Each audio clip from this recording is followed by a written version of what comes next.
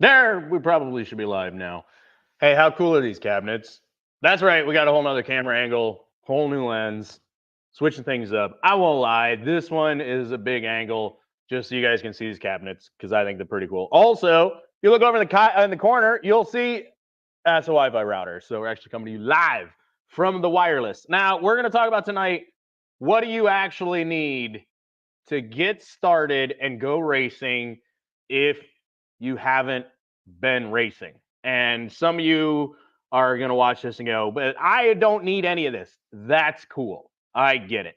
There has been an influx lately of people asking, how to get started, what kind of stuff they need to get started, what do they need for the car to get started, and things like that. So I thought we'd talk about it tonight.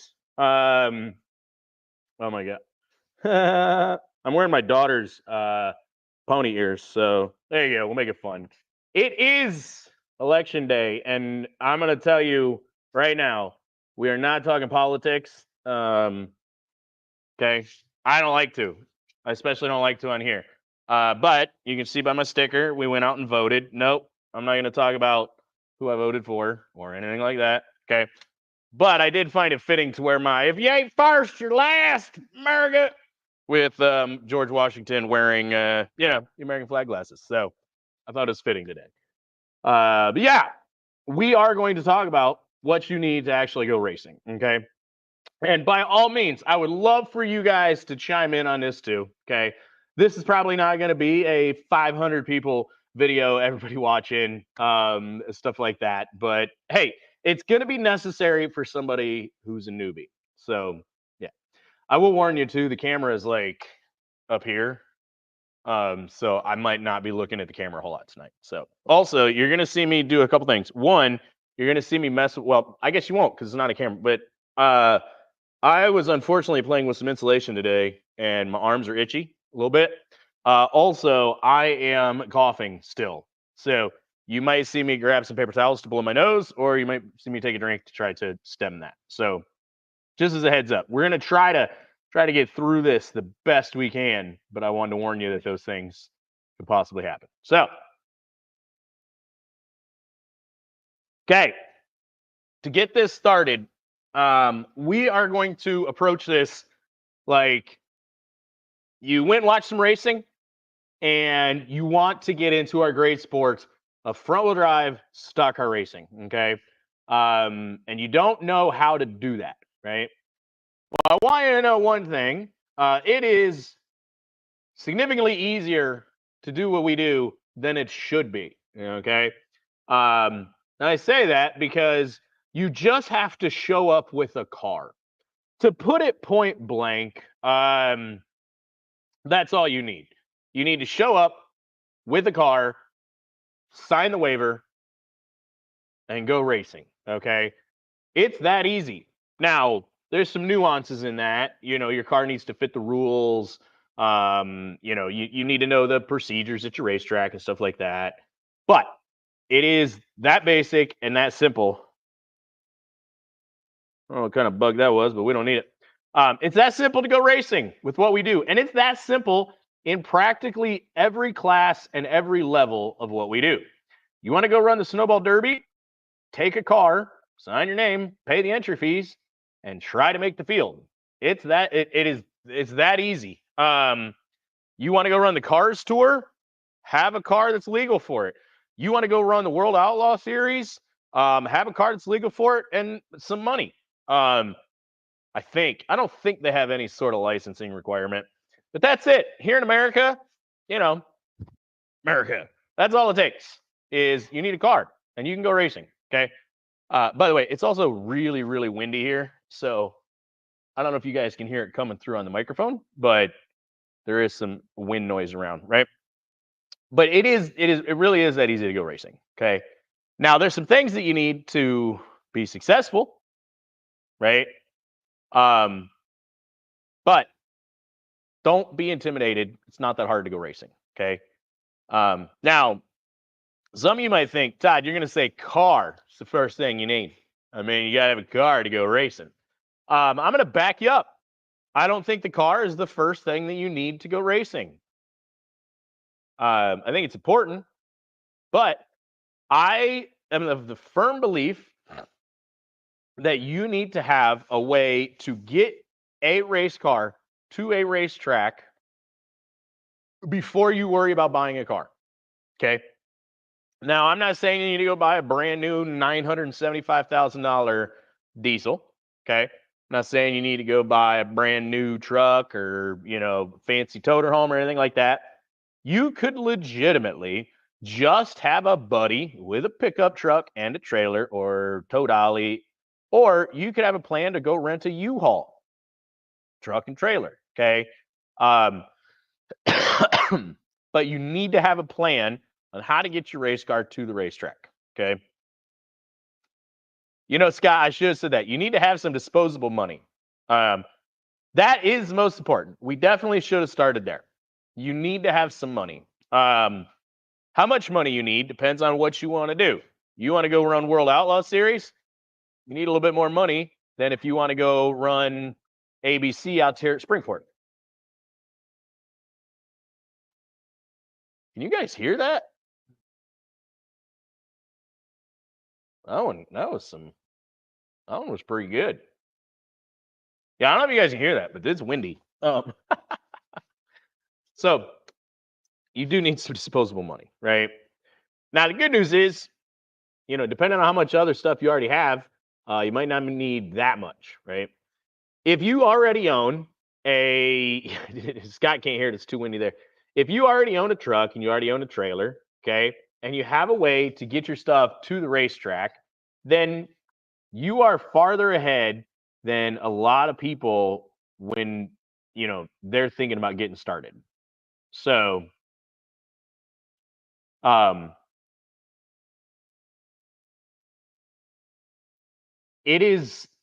one of those things that it's such an overlooked thing of being able to take your car to the racetrack. Like, I see people all the time still begging, like, who can tow my race car? Who can tow my race car? Who can tow my race car? And then they'll get mad that nobody will tow the race car. Well, I guess I'm not going racing. Like, I understand some stuff happens. I've been there. I've done that. I've had a tow rig go down. I've had to borrow trucks. I've had to borrow trailers. For a while, my good buddy Jim, I would drive his car towing my race car, and he would drive my truck towing my dad's race car because I was going for a championship, and I didn't want the ability to say, God damn it, Jim, you could have avoided that accident. And Jim was like, I don't give a fuck. And so we would swap trucks. And he would haul my dad's car. So, we have used, well, thank you, Jeannie. I 3D printed these, by the way. If you'd like your own set of pony ears in practically any color, let me know. All right. But like, I've borrowed trucks and trailers before. Quite a bit, actually, So now, and yes, Chris says I rented a U-Haul trailer.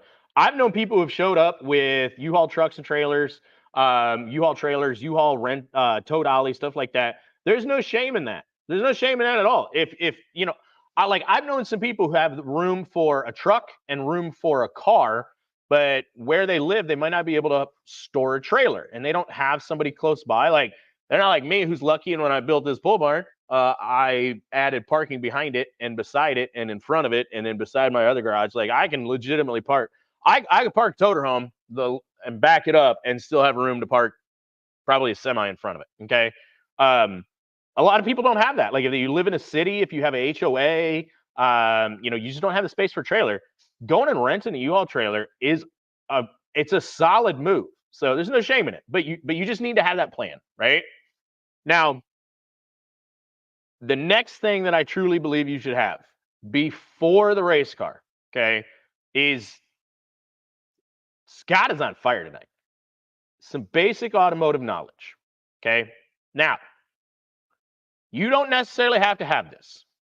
You don't have to know a lot about cars, okay? You don't have, like, listen, I went to school for automotive service. While at Ferris State University, I took every single automotive class they offered, including all their high performance stuff, which was like high performance engine machining, airflow, which is where we ran flow benches and the dyno. Like I took all of their classes. Okay, graduated with an associate's degree in it. It's the only thing I have done since I was 14 years old is cars. When I was a younger guy, that was it. That was my life, was cars, working on them, looking them up, reading about them, part of many forums. Like it has consumed me for my entire life. Okay. I just turned 40 last weekend. Okay. So 26 years, all I've done is eat, sleep, and breathe cars. Okay.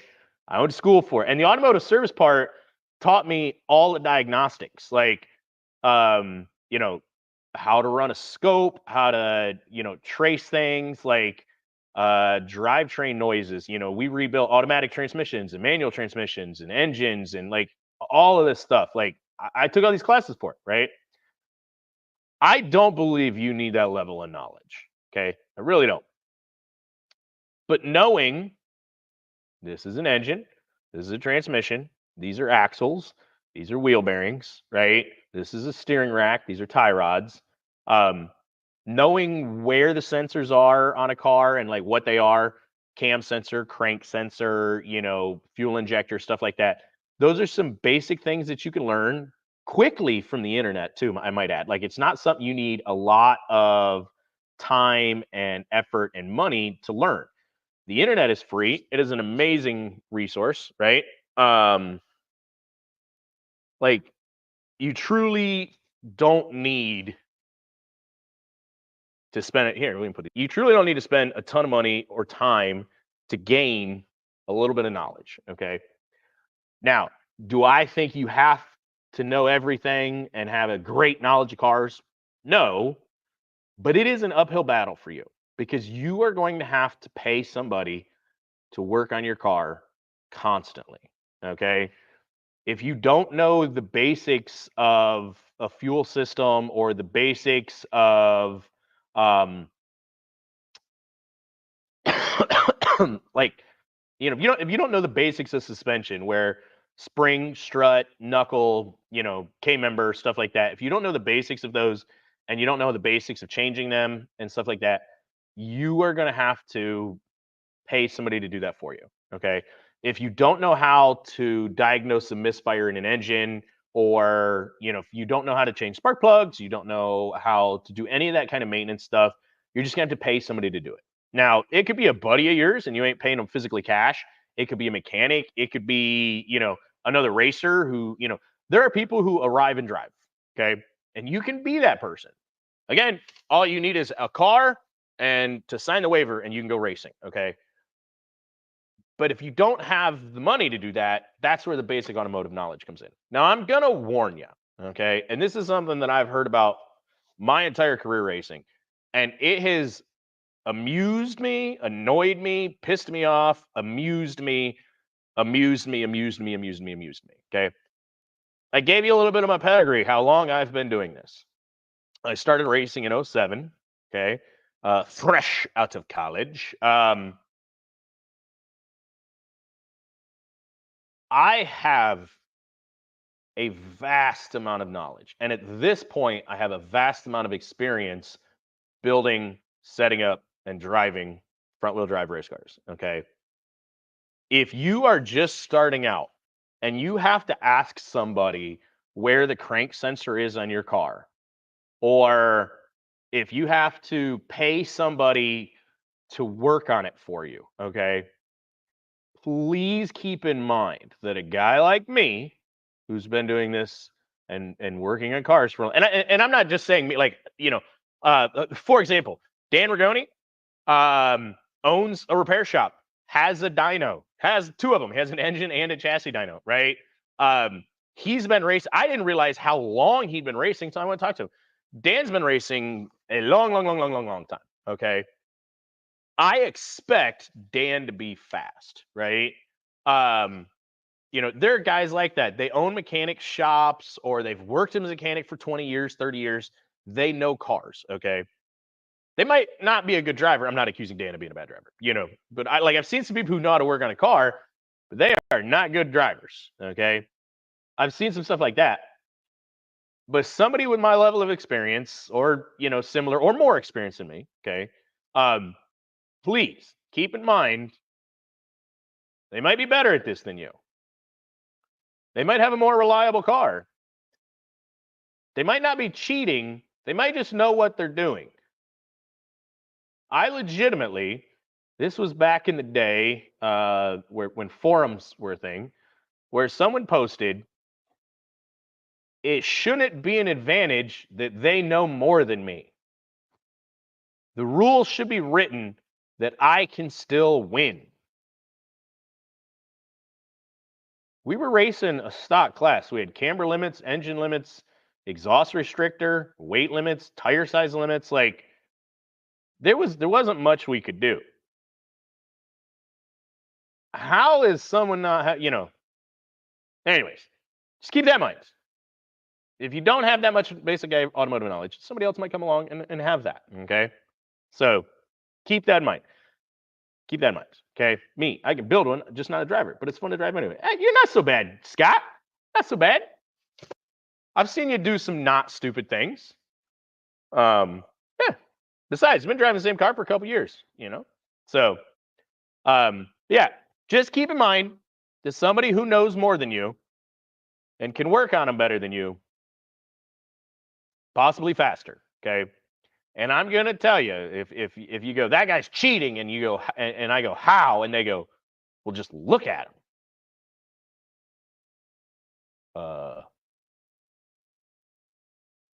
He's just probably better than you, okay? And we've done a show on that before, right? Now, the next thing that I think you need to go racing is some tools. And you don't need a lot.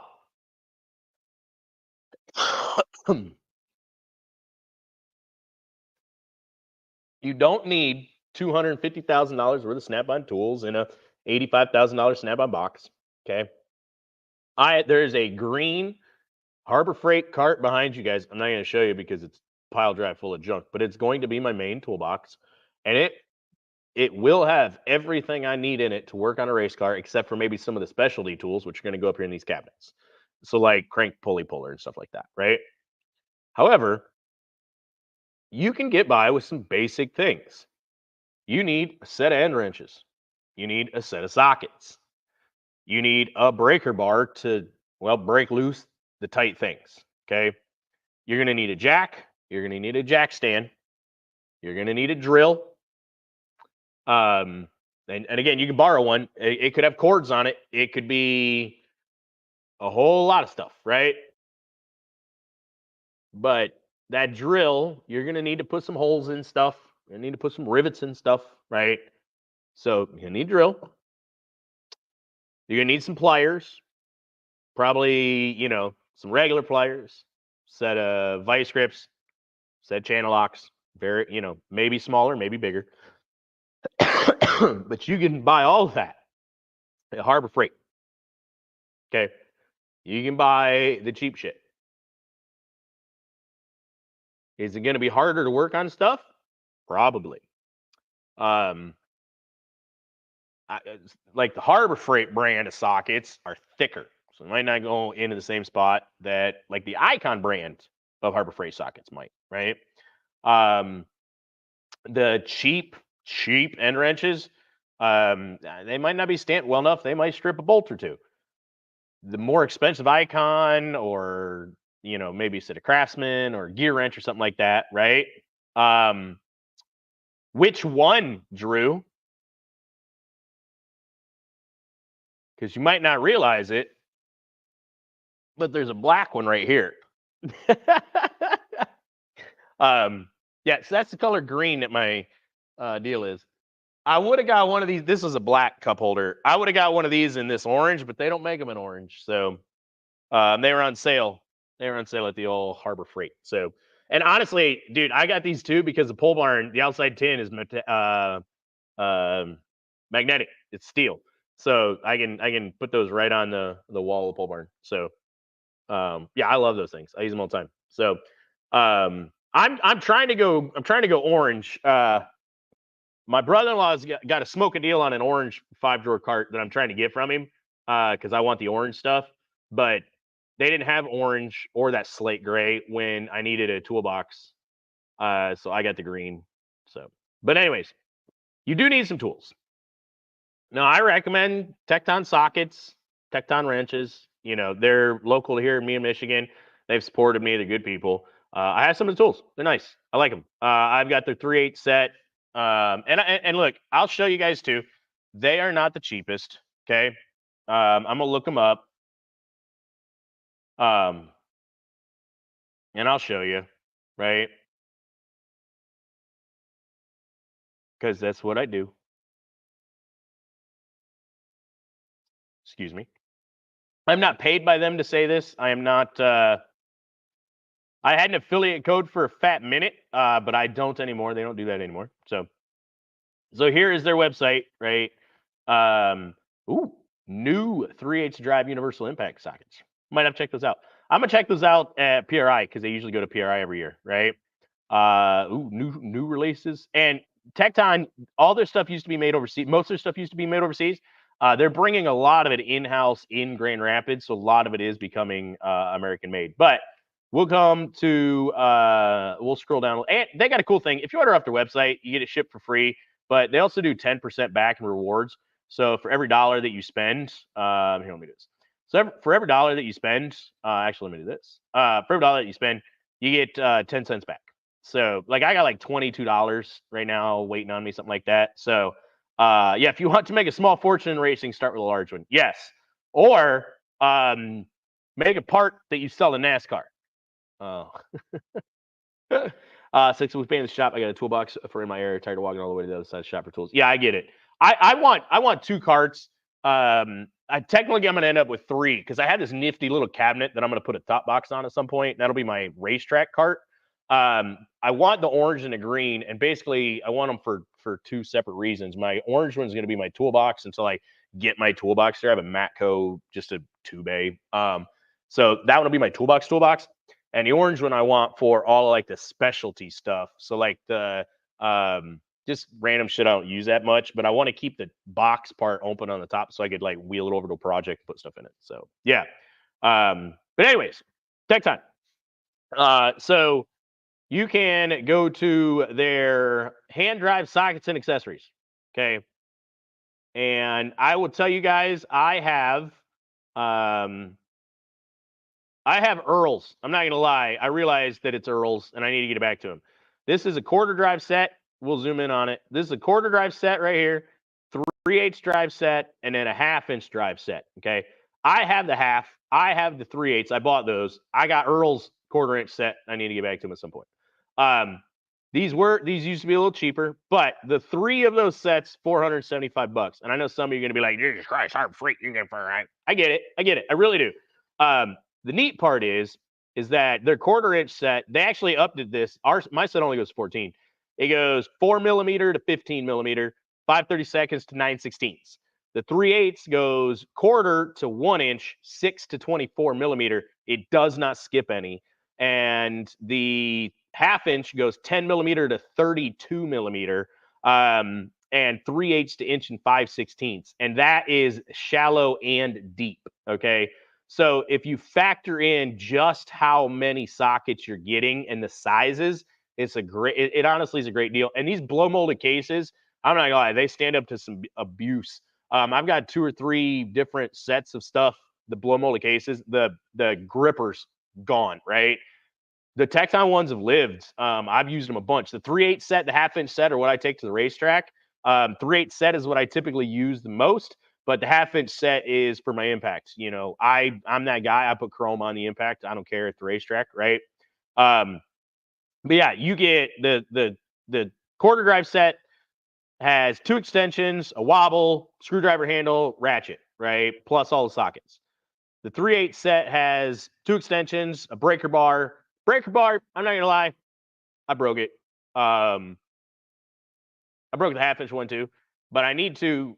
So the cool part about Tecton, if you're like Todd, but you know they have a nice warranty. You send them a picture of what you broke, and they ship you a new one. So it's that simple. If you don't have somewhere locally to buy Tecton, they'll just send you the new part. So, yeah. But you can buy those individually. So, like, you can come down here, and the 3/8 set is $175. And again, shallow, deep, and this goes all the way to 24. So you go 6, 7, 8, 9, 10, 11, 12, 13, 14, 15, 16, 17, 18, 19, 20, 21, 22, 23, 24, right? Shallow and deep. So if you want to go to Harbor Freight and buy their cheap set, here, actually, I'll tell you what we'll do. Harbor Freight. I ain't worried about that. Not now. I don't need precise location. Just go to Harbor Freight, right?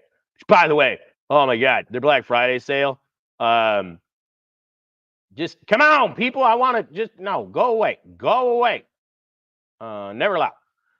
They got this new handy dandy little toolbox that I am gonna get. I don't see pictures of it right here. This thing is like tiny. It's like this is a little guy. But it's gonna go on sale on Black Friday for $10. It's only $18 right now. And I went to the store to buy one and they didn't have one. So I bought other stuff. But we're gonna come here and we will go socket set. And they actually have a set which I have one of. And I used it for a long time. I'm actually kind of upset that I'm missing a bunch of pieces. So like here's a 3/8 drive SAE metric modular service set, 54 piece. It's $150, so it's $25 cheaper. But let's see if they show us what's in it. Because they like to skip shit, right? Okay, so you get 8, 9, 10, 11, 12, 13, 14, 15, 16, 17, 18, 19 millimeter.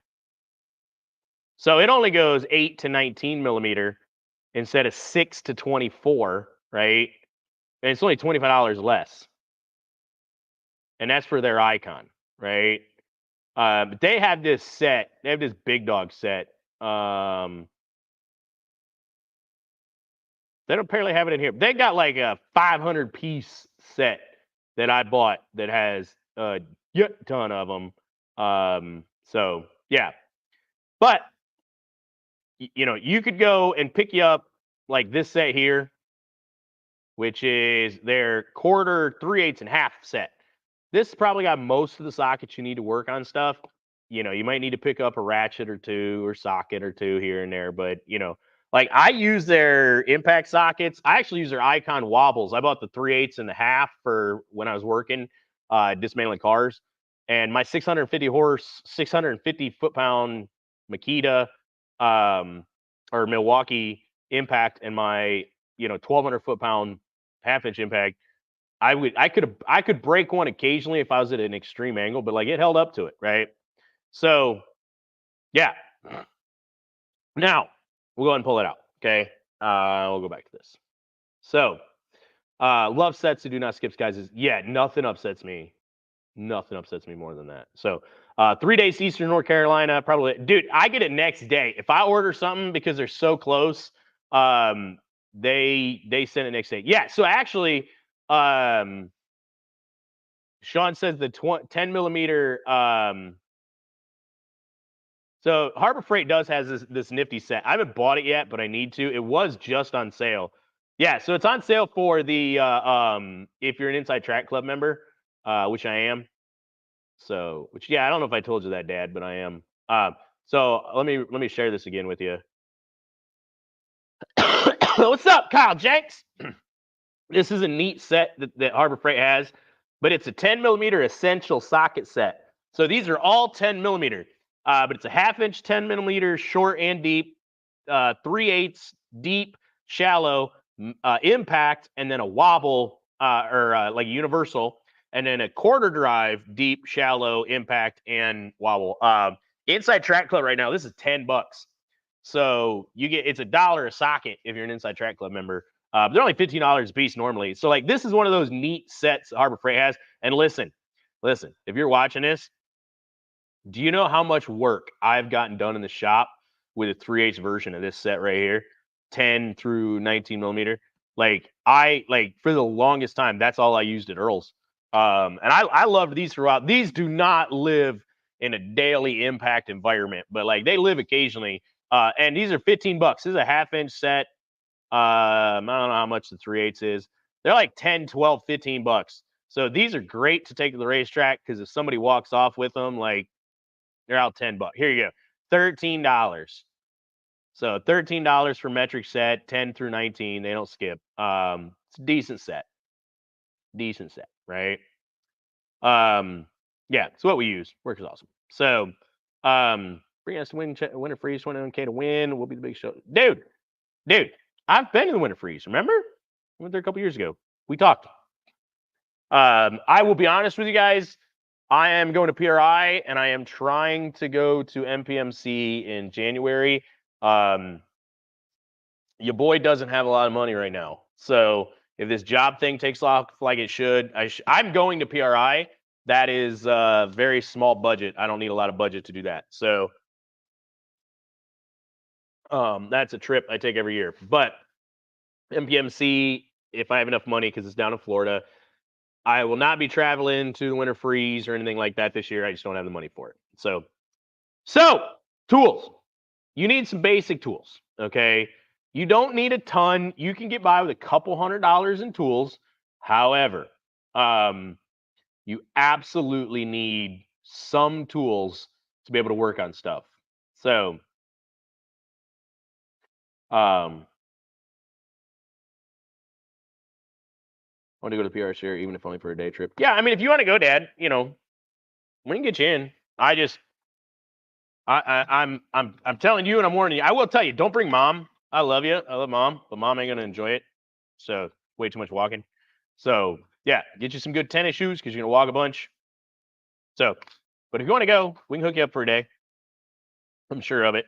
So, you got your tools, some basic ones. Okay.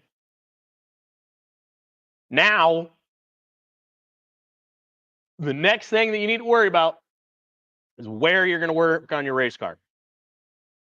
Obviously, you might not have bought or built a brand new 24 by 40 pole barn, right? You might not have a garage. You might not have a lot. You can work on your car outside. I know people who do it who have ran really well, who've won races. Okay. However, it is harder to work on it outside. If it's raining, it sucks. During the winter, it sucks. But you can do it. Okay. Do you have a buddy? Do you need to rent some space? Do you need to build a garage? Do you need to throw up some tents? A lean-to or something, right? Charm.li is a great place for information. Currently, it goes up to 2013. I will have to check that out, Sean. So Sean is saying charm.li is a good place for information. I will check that out. That way I can say whether it is or not. I've never heard of that, never used it, so I can't be like, do this, right? Figure out a place to work on your race car. And there's no shame. My dad currently races out of Scott and Misty's garage. I have raced out of Scott and Misty's garage. I've raced out of my buddy TJ's garage. I started out racing out of Dennis O'Neill's garage. I have raced out of Earl's garage. I've raced out of my own shop that I had for a while. Now I'm going to race out of here. I've been in half a dozen shops, right? There's no shame in that. No shame in having, not having your own space. It's okay. But you definitely need to have somewhere to store and work on your race car. Okay. The better the shop, the better the tools, the easier it is, but you don't have to. Okay. You don't have to. You can get by with a carport, driveway, something like that. So if anyone has used All's data, it's very similar. Only downside is no search function. Okay. I'll definitely check that out. Drew says, may not have a dad that builds the team another 56 foot added to the current 32 by 64 shop and making it 32 by 120 and put in a lift. Best father ever. Yeah. Yeah, my dad didn't pay for this at all. He didn't buy me a lift. Nothing. We couldn't. This is as big as I could go. Technically, I could have went 25 by 40, but that added like 15 grand because it was odd shaped stuff. It was weird. So I went 24 by 40 because it's all the bigger the city would let me. I wanted to do 30 by 50. And being in here, like, I have a lot of space. Like, don't ever get me wrong. Like, I got basically 1,000 square feet. But Another 6 foot and another 10 foot would have been awesome. So, but you know, the government. So, yeah. Now that you have a way to tow your race car, now that you've watched some YouTube videos, which by the way, I do want to go back to that. I watch YouTube all the time on how to do stuff, how to take, you know, certain parts apart, maybe to diagnose something. Like I do it all the time. There's no shame in that either. So YouTube it right up, right? I can proudly say I've never watched a Chris Fix-It video. I've watched some other dudes who do something similar. There's a Ford guy I watched a bunch of, but you got a little bit of automotive knowledge. You got some basic hand tools and impacts, stuff like that. They make your life easier. Like my Milwaukee, you know, I only got the quarter drive guys right here, right? But my half-inch one, I'm staring at it right there. My 3/8 one, I'm staring at it right there. Which that 3/8 one is 650 foot-pounds. That's more than most people need for most race car work. But they make life a lot easier. But that set was like $750. So the $750 is the difference between you buying a car or not. Like put the $750 into the car and just use a breaker bar, right? So just keep that in mind. Tools are awesome. I like tools. The goal some days is to have all the tools, but you can do a lot with very basic tools. And then once you have a place to put your race car and a place to work on it, now you need a race car. Okay. Get the best race car your budget allows, but the things that you really want to concentrate on are cage, number one. Okay. And take somebody who knows what a safe cage is. Because good Lord, there's some of you that don't. Okay. You want a safe cage because you don't want to have to cut it all out and start over. Okay. Or add a ton of stuff. Now, if you're the kind of guy like me who can weld and fabricate and it wouldn't be that difficult to fix a bad cage, it's less important. It just means you're going to pay less, right? But if you don't know how to do all of that, okay, get the best cage you can, right? Next is the actual chassis itself. Is it rusted out? Is it bent?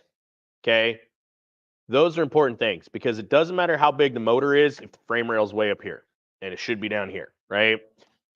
It doesn't matter how much money is under the hood or in the wiring or anything like that, or how fancy the gauges are, if the trailing arm mounts or whatever they call them on a Cavvy, the solid arm mounts literally aren't attached to the chassis anymore, right? So the more rust free the car is, the better. You want a straight chassis. Unless you are capable of fixing a bent chassis, you want a straight one as well. Okay. Right. The last thing, in my opinion, you should worry about is the actual mechanicals of the car. And the reason I say that is because they are the easiest thing to fix. If it's got bad tie rods and it's got a bad hub and it's got a blown strut, those are a couple hours worth of work and they're relatively cheap. The engine and transmission can be pricier, right? But if you're buying a car and you're running a stock class, it's not that expensive to buy a junkyard motor and replace it. Okay. You might even be able to find a whole car. I got a Cavvy sitting on a trailer out here, which is going to donate a whole bunch of parts to the yellow Cavvy project. My dad found it for real cheap. I'm not going to say how much, but let's just say real cheap. You couldn't buy the motor out of it from a wrecking yard for what he paid for the whole car. Okay. But it's rusted out. Transmission first and second don't work. Right. So, which by the way, if any of you Cavvy guys know if there's something that I could like quickly like doop doop and make first and second work, let me know. Pulling that tranny anyway. It's just whether it's parts or a good one, right? But a motor can be a couple $100, maybe $1,000 for, depending on what you've got. Now, if you're buying a $10,000 car because it has an $8,000 motor in it, that thing better be tip top. Okay. Because who knows, you might take it out on the racetrack the first time and then for no good goddamn reason, you might put the biggest hole in an engine that you ever have in a motor that was running perfectly fine. Okay. But if it's a stock motor, stock transmission, stuff like that, they are relatively inexpensive. It would cost you more to it would cost you more to, I don't know if that's just wind or if it's raining. Holy crap. I just wore my slip-on shoes out here. Hopefully it's not raining. But if you're running a stock motor, it is likely cheaper to replace that motor than it will be to replace a rusted out chassis or to get a cage swapped out that's crap. Okay. So that's why, to me, the mechanical side of stuff is third on the list. All right. Because it's usually cheaper and easier to replace than the chassis is. Okay. Now, the more money that you are spending on a car, the better it should be. If you're buying a $1,500 car that runs and drives with a safe cage in it and the chassis ain't all that rusted out, if it runs and drives, you've got your money's worth. Okay. If you're spending $15,000 on a car that's supposed to have this big fancy motor, work done on the transmission, the perfect setup put in it, high dollar cage, super nice chassis, if you're spending 15 grand, you really should be getting a significantly better car. So spend more time looking at things, make sure stuff is what it is. But if it's like $1,000 car with a good cage in it and the chassis ain't rusted, I'll just buy it. You can put $500 in the motor, you're still only $1,500 in, right? I wouldn't expect a $1,500 car to have $1,000 worth of suspension under it. But I might expect a $15,000 car to not be rusted out all the shit, right? So, more wind than rain right now. I kind of thought so, but that last little bit definitely sounded like some rain. So, but keep that in mind that the more money you spend, the better car you should get, okay? And right now is a good time to buy because a lot of people want some money for next year's projects. So, they might also be trying to sell their clapped out shit box. So keep that in mind, right? The last thing when it comes to the race car is, what does it all come with? And I know that sounds goofy, but does it come with a containment seat that fits you? Does it come with a high, like nice gauges in it? Does it come with an aftermarket ECU setup, like a tune, aftermarket wiring harness? Does it come with racing wheels? Does it come with racing tires? Those things are all to factor in on finding the right car. If I have two chassis that are both, the cages are safe, they're different but safe. The chassis have equal amounts of rust-ish. They both have the same motor setup-ish. But I can buy one that has the seat mounted in it properly, that has a nice removable steering wheel, that has nice gauges in it, that has an aftermarket wiring harness in it, that has a tuned PCM, that's sitting on Bassett's. That car's worth more, right? Is it worth $10,000? No. But is it worth $500, $800, $1,000 more? Probably. Okay. On the other side of that, if you're selling a car, keep that in mind that if it's all stock, you're like, well, yeah, but it's fast. I don't give a shit. Okay. It's not worth 10 grand. Okay. So once you pick your car, this should not be last on my list, but it is because whilst you do need it to go racing, this is the part where people are going to try to save some money. And I understand it, but I am also of the belief that you're better to have a car, and you're better to have a tow rig, and you're better to have the tools and a place to work on it, and then sit until you can get all the safety stuff, okay, than to have all the safety stuff and not be able to afford a car, okay? Now, I know some of you are going to be like, well, if I got it, I'm a man, I go racing. That's up to you. Okay. Okay. But you should spend good money on your safety gear. Gloves.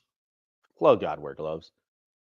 Fire suit, shoes, either some Nomex underwear, maybe the baklava, a good helmet, a head and neck device, and a containment seat.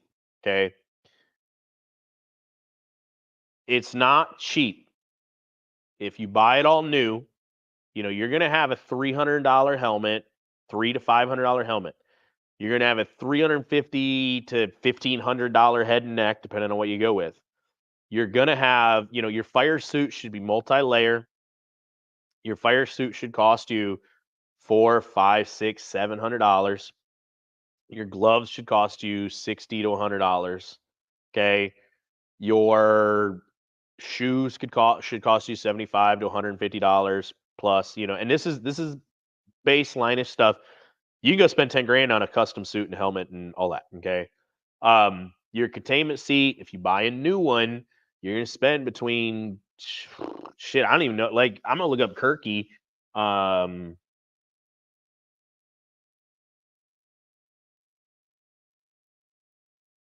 Kirky containment seat. So let's actually go to the Kirky site.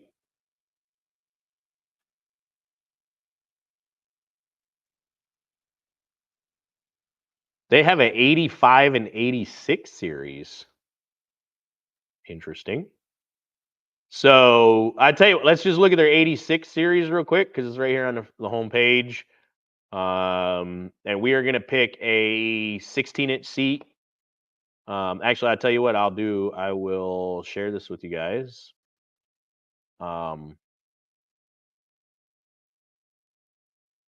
Okay. So this is a Kirky 86 series, which is probably a little fancier than their most basic, $850. Okay. Now this one actually does look fancy. I'm looking at the headrest, and the headrest looks a bit adjustable. Like, yeah. So this is like their 88 series, right? But we'll come up here, browse seats.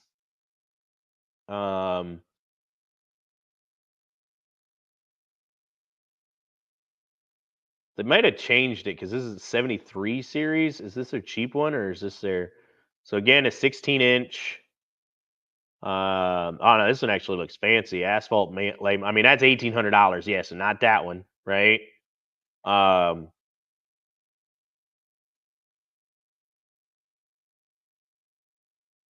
80 series kit. They've changed the numbers on these. Okay, this is their basic one. Yeah, the 80 series replaces our current 70 series.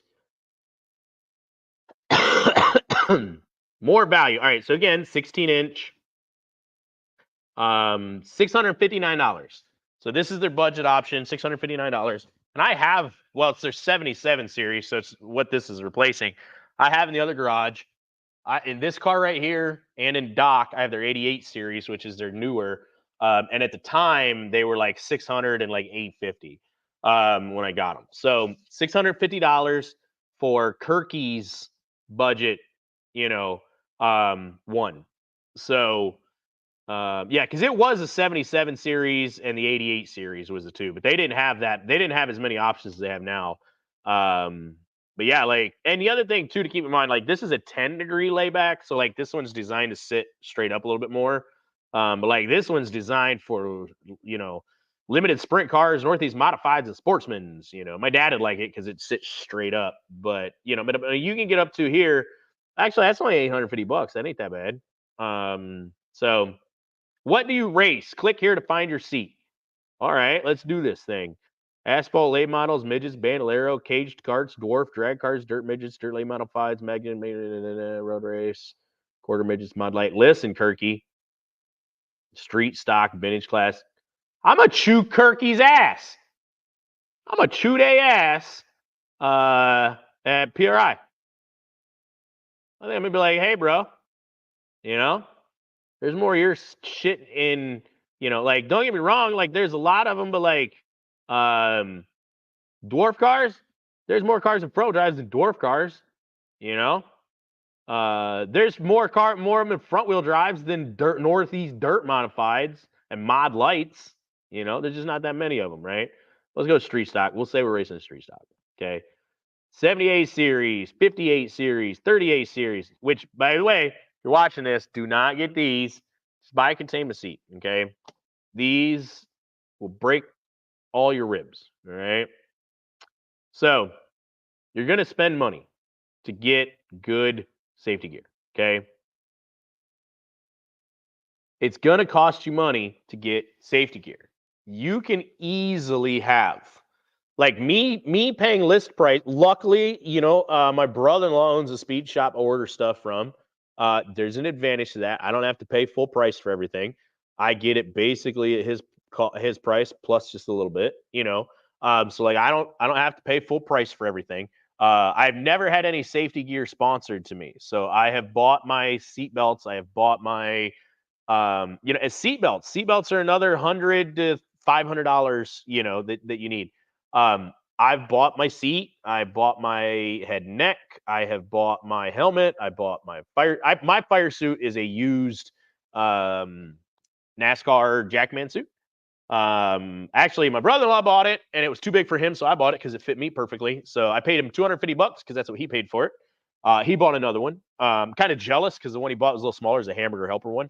Mine's Citibank because fuck Citibank. But it's a high-rated Sparco suit. It's a nice suit, right?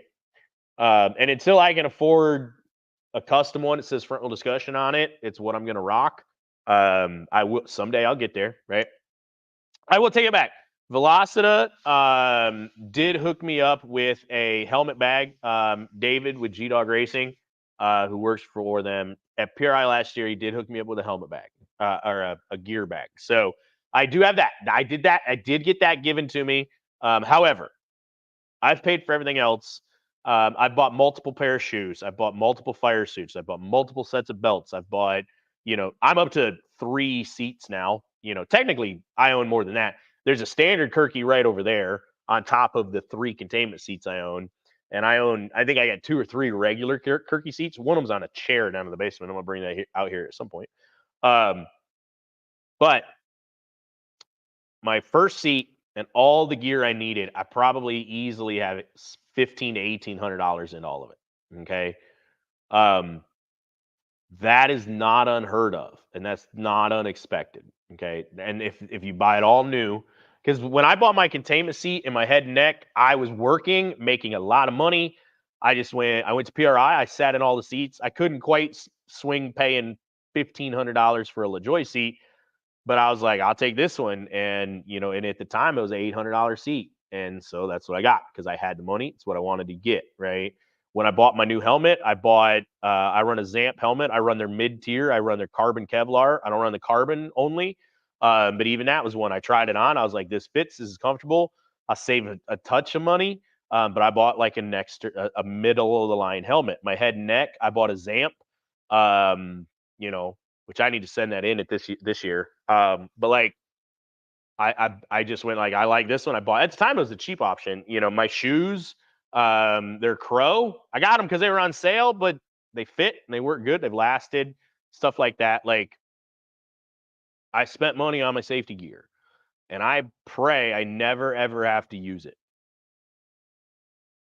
Like, I hope it is the biggest waste of money I ever spent racing, and I hope it's the biggest waste of money you've ever spent racing too.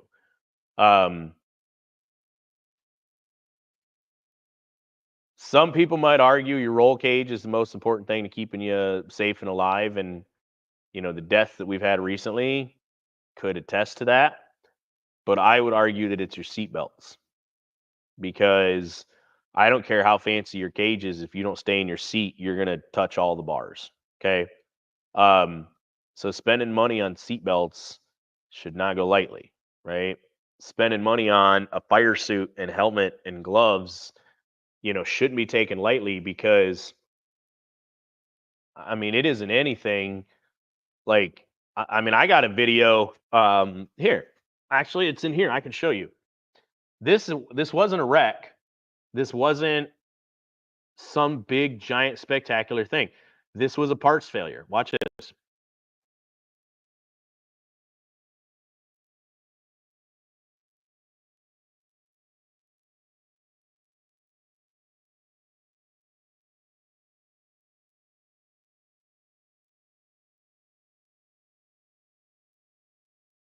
That was the engine letting go on Will Slaughter a little bit ago, and a couple years ago at Michigan Cup. That was a parts failure, and that was a big fireball. Like, you could easily have a giant fireball and then sit in a puddle of whatever fluid caused it to begin with, and it isn't anybody's fault at all. It was just a random something. Okay, so that's why that stuff's important. Okay, seatbelts and how your seat is mounted. Yes, that goes to the good cage, and we're gonna do a show very soon because I've got the seats. I'm working on something on seats and belts, but that stuff's important too. But if you don't have a good seat, you don't have a good belts. So those are the important things to go racing. You don't need a fancy pit cart. You don't need a fancy enclosed trailer. You don't need the fastest, biggest motored Honda. There's so much stuff you don't need. I wonder if I turn this other mic on, if you guys will pick this up.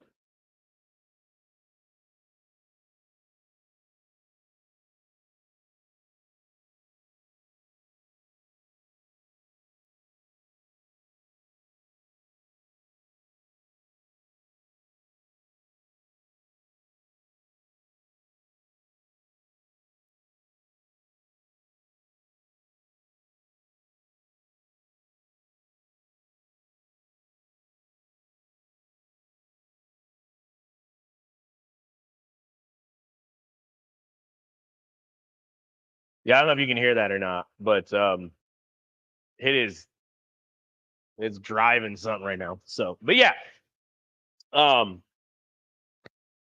there's so much you don't need in racing that it's shiny and the next guy has it. So I want it and I want to go fast, but there's so much you can get by with that you don't need to.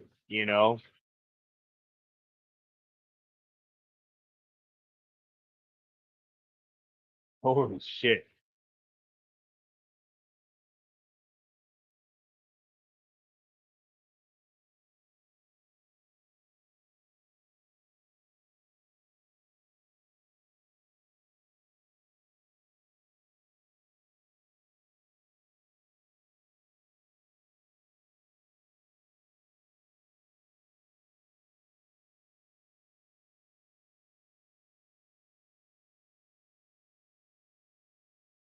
I just it is amazing me how hard it's raining right now. And what's nice? The only leaks I have is the damn garage door leaks on the bottom. So I had to figure that out, but it is raining. So, but that's what I got for you guys and gals tonight. We are continuing today because we went live. It counts. We posted today. We are just going to make a post tomorrow. I am going to go live in the subscriber group tomorrow. So I want to talk to those guys and gals for a minute. But yeah, so if you guys have any comments, questions, concerns, throw them out there. We'll do a little Q&A for a second. But that is what I have for tonight. So yeah. And once I have just one or two more things settled in here, I am planning on doing some more hands-on tech type of stuff. I keep forgetting to buy dry erase markers. Jesus. Oh my God, my downspout isn't on. Well, I gotta put that on before I go in the house. But I'm just working on getting a couple props, and I am working on getting something to stand up and show them off. So we will get back to. I'm hoping next week, next Tuesday, we'll be able to do a actual like Tech Tuesday like we used to show off some stuff. And my goal is to try to have a guest come on Thursday. So I'd like to get back to Thursday being the interview. So that's my goal. We'll see if I'm able to accomplish it. So, do I have an aluminum flywheel to sell? I do not. I have no like lightweight things aside from the one clutch that I use. If I like for me to get both cars out next year, I actually have to find a clutch. So I know which one I want to use. I just got to get the money for it. So yeah. Sponsors too. Try to find some good ones. I'll be honest with you, Justin. That's one of those things you don't need it to go racing. And someone who has never raced before, who's just starting out, it is such an uphill battle that some people can get really discouraged by trying to find sponsorship and just striking out left and right. So while I do agree, sponsors are nice to have. They're not as easy as just finding them. So yeah, which one do I want? It's a custom job. So I'll leave it there for right now. Just know I'm working on something in the background. I just need money. If you have money and you're interested in trying it, holler at me. I can connect you with somebody, but it will not be cheap. So, but also might not be legal for what you're doing. Just something to keep in mind. So, but all right, guys and gals, if that's all we have for tonight, I'm going to go ahead and sign off here and get my stuff packed up here, and try to stay relatively dry when I head back to the house. So I love y'all. Thank you for being here. I appreciate it immensely. I'm having a lot of fun getting back into this, getting where we're streaming and we're posting, and you guys are responding really well. So I appreciate it a ton. Yeah, thanks for being here. We'll post something tomorrow, and we'll see you guys Thursday.